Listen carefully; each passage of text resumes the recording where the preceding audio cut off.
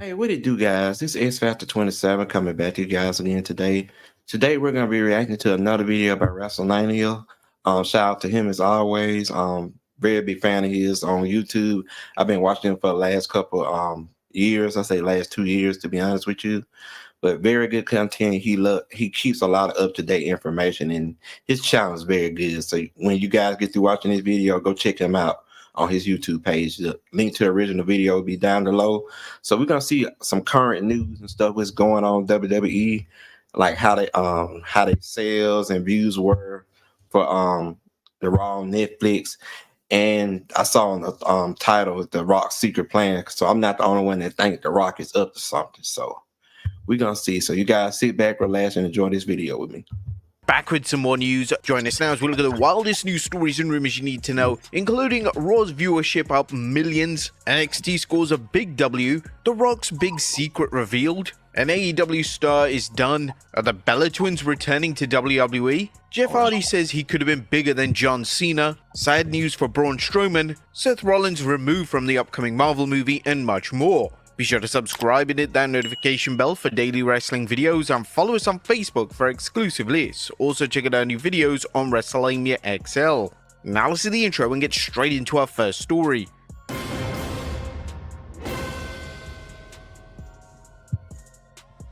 Our first story looks at Raw's viewership up millions. Now, top of today's news are the viewership numbers for Raw's 6th January debut on Netflix. TKO Holdings recently announced that the debut episode of Raw on Netflix got off to a strong start, with the Monday night program capturing 4.9 million live viewers globally, and the inaugural event on Netflix averaged 2.6 million households, live and SmackDown in the US, according to Video Amp, which is 116% higher than Raw's average 2024 US audience of 1.2 million households, and higher than any other Monday Night Raw broadcast in the past 5 years. The event also more than doubled the 18 to 49 audience versus last year.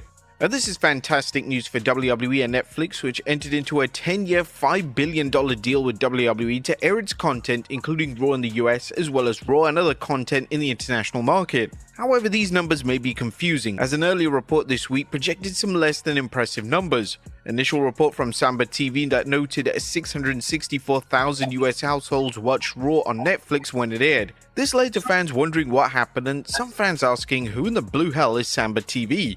Now, for those wondering, Samba TV is a software company that claims to measure TV viewership based on more accurate methods than traditional ratings analytics systems such as Nielsen. A Video Amp is a similar service, and one that's used by viewership numbers and used by entertainment companies including NBCU, Paramount, and Warner Bros. Discovery.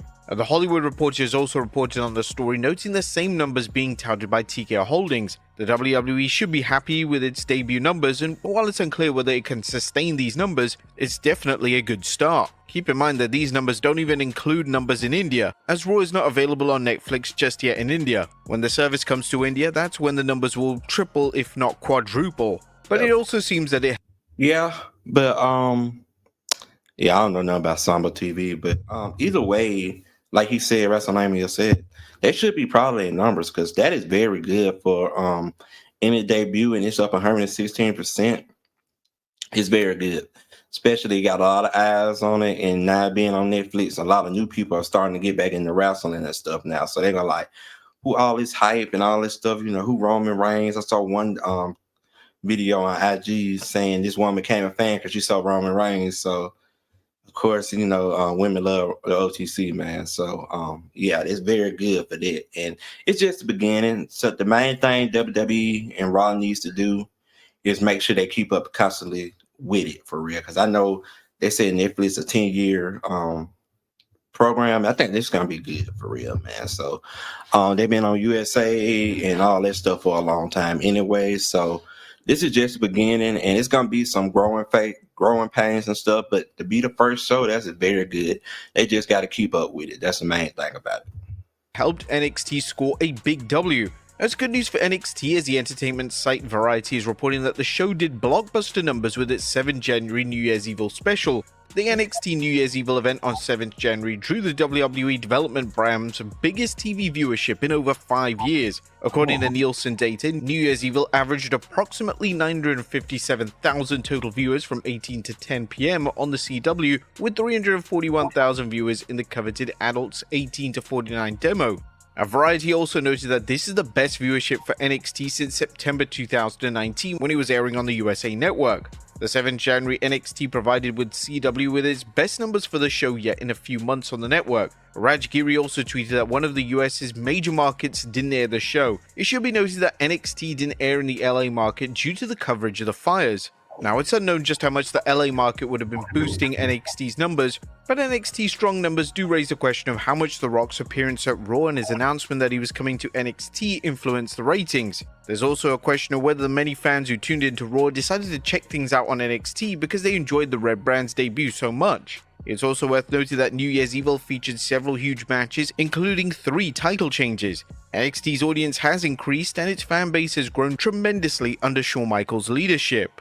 Next up, I think a lot of that, NXT is a very good show. They have some of the best women wrestlers in wrestling in NXT. Shout out to Jada Parker. I love that girl. But they really let me get my mind out the gutter. Sorry guys. But yeah, I think NXT has a lot of good talent, especially in the women's division and men's division, but a lot of that had to do with the first episode of Monday Night Raw and the head thing, The Rock coming to NXT. He really helped inflate the numbers because you guys didn't know Ava is The Rock's daughter. So if you watch NXT or know anything about The Rock and stuff, you know that's his daughter and stuff. I feel like Wrestlelamia said, The Rock and people checking out NXT and stuff, but it was a very good show. Oba Fenton winning the NXT championship, Julia winning the women's championship, and just having great matches all in between, man. So sky's the limit for NXT. It's kind of going through a resurgence, kind of when Triple H was over the Black and Gold brand. So, you know, Shawn Michaels over it now, like Wrestlelamia said as well. So it's going good for WWE from the main stage to their developmental. So the sky's the limit for these guys. So I want to see what he says about The Rock because I still don't trust The Rock. The Rock's big secret revealed? Now, has a fan uncovered the final boss's motives regarding Roman Reigns? Fans tuning into the 6th January Raw were startled to see that The Rock's apparent babyface turn as he praised former foe Cody Rhodes and crowned Roman Reigns as a tribal chief. However, The Rock followed this up later by telling fans to enjoy the ride and that he's always 20 steps ahead. And now the X account Raw Cinema is tweeting an interesting theory about The Rock's comments. Hold up, New Year's Evil was on January 7th. The Rock said that he was 20 steps ahead. The Raw Netflix debut, Roman Reigns told Paul Heyman he wanted to be acknowledged on January 27th.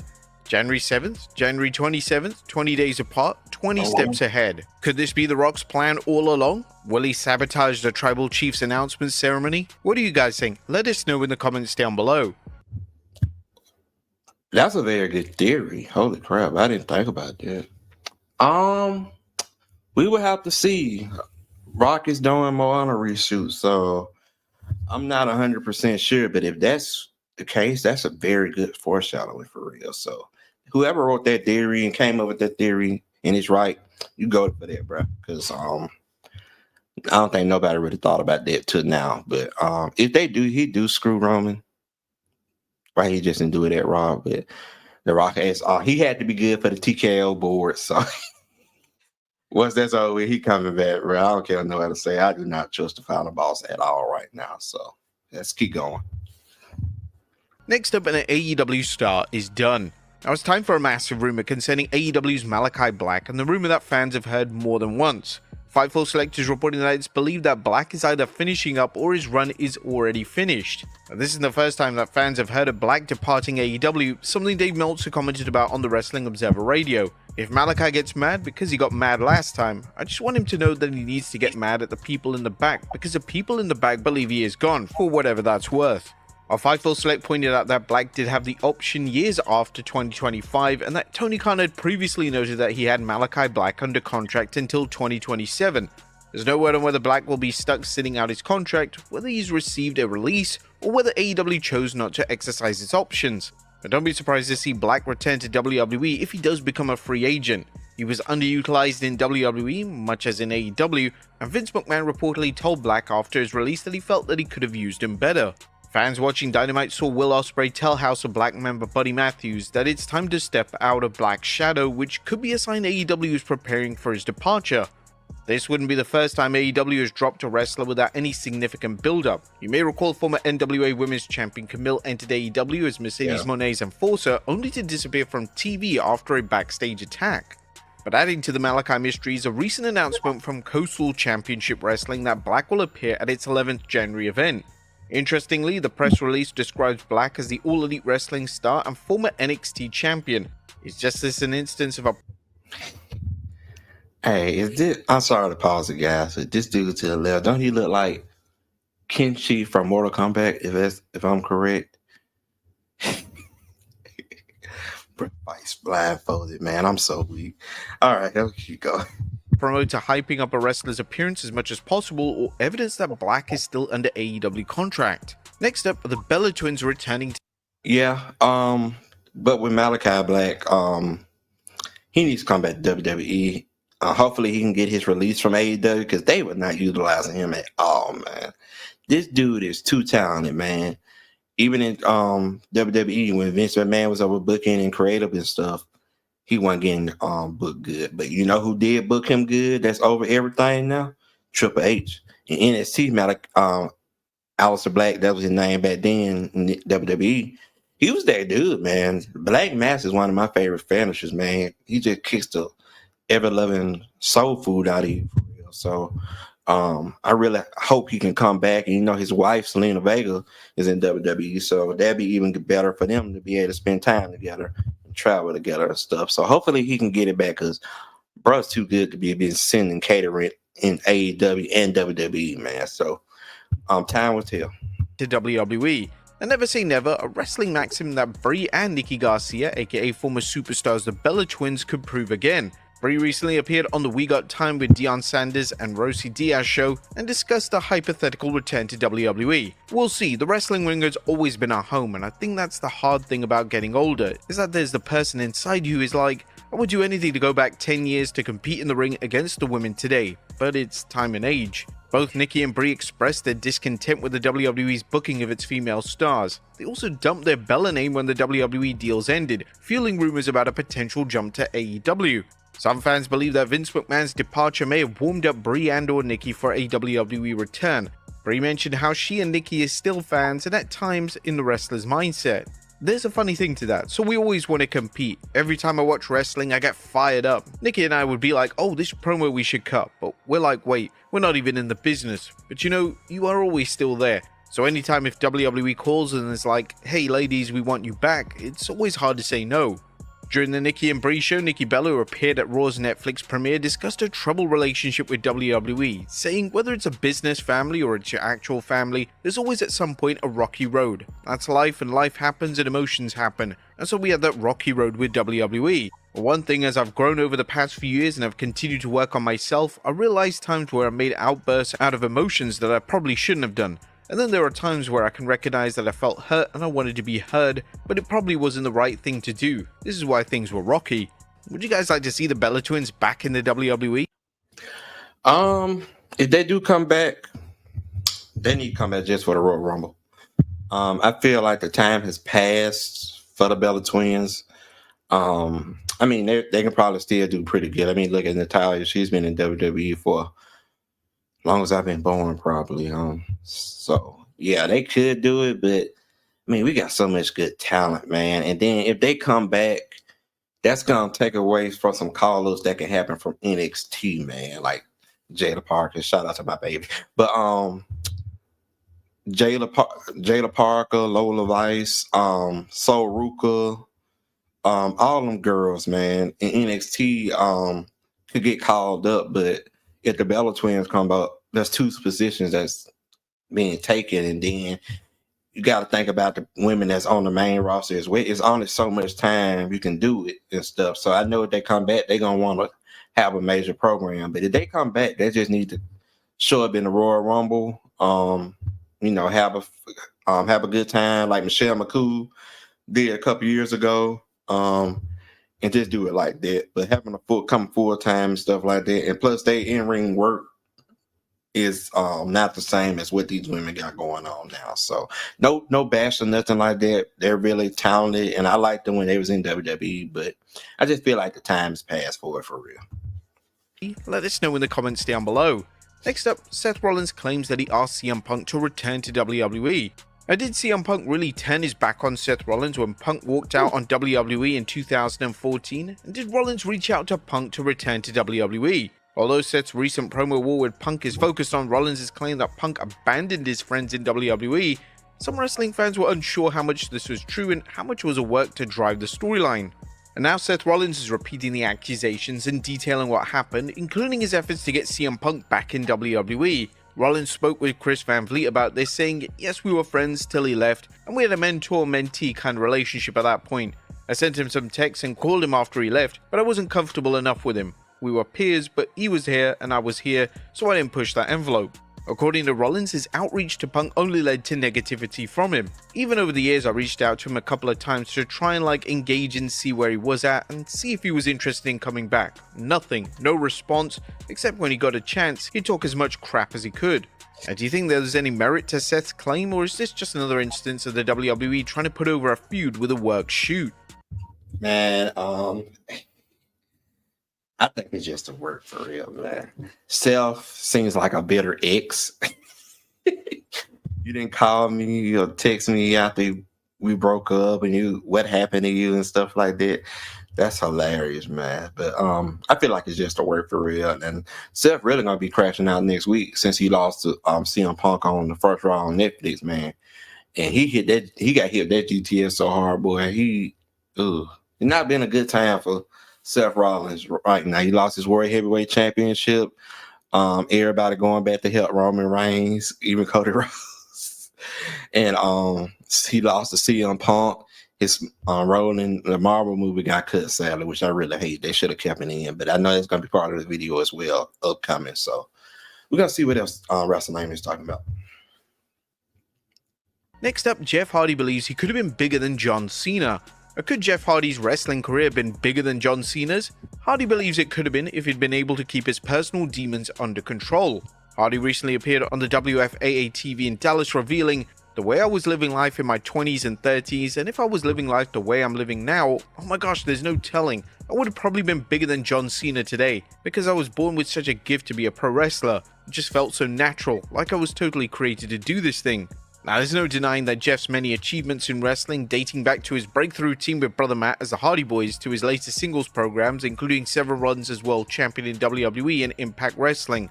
But while it's easy to reflect with the benefit of hindsight, Jeff's career presents one of pro wrestling's more interesting what-if scenarios. He also discussed how he managed to maintain his longevity in wrestling, saying, "And the cool thing about it is that I'm still here, I still have life, and I feel good. As Matt mentioned, we're big ice bathers, and that's been crazy beneficial for me, mentally and physically. So yeah, I don't put the number on it. I'll just pretty much wrestle until I can't wrestle anymore." Do you think that Jeff Hardy could have surpassed John Cena's many accomplishments had things been different? Next up, sad news for...